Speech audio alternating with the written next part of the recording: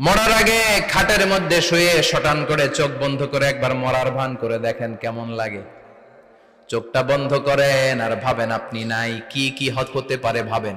আপনার ছেলে মেয়েরা কান্না জুড়ে দিবে, আপনার প্রাণের স্ত্রী বিলাপ শুরু করে দিবে, বন্ধু বান্ধবের চিৎকার আর মাতম, স্থানীয় এলাকার মসজিদে ঘোষণা, অমুক এলাকার নিবাসী অমুক ভাই অমুকের ছেলে অমুক দুনিয়ায় নাই।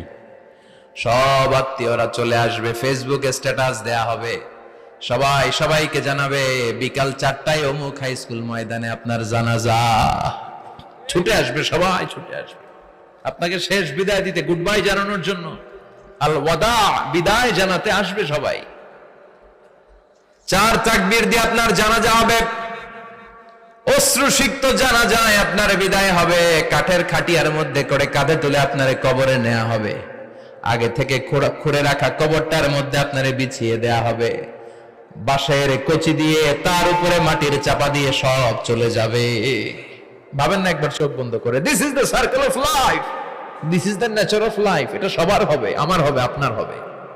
এত মায়া, এত ভালোবাসা কই যাবে? কেউ থাকবে না, সবাই আপনার অন্ধকার কবরে রেখে দিয়ে চলে আসবে।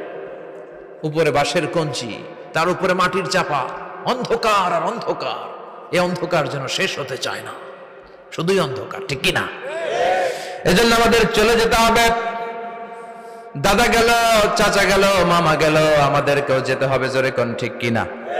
একদিন মাটির ভেতরে হবে ঘরে মন আমার, কেন বন্ধ দালান ঘর, প্রাণ পাখি উড়ে যাবে পিঞ্জর ছেড়ে,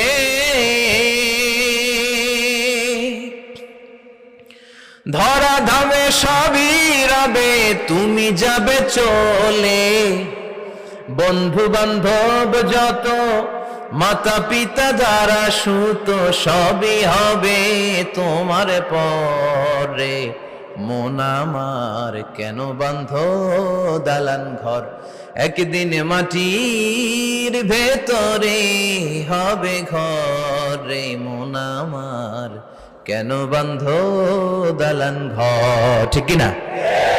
সব করে থাকবে, চলে যেতে হবে আমাদেরকে।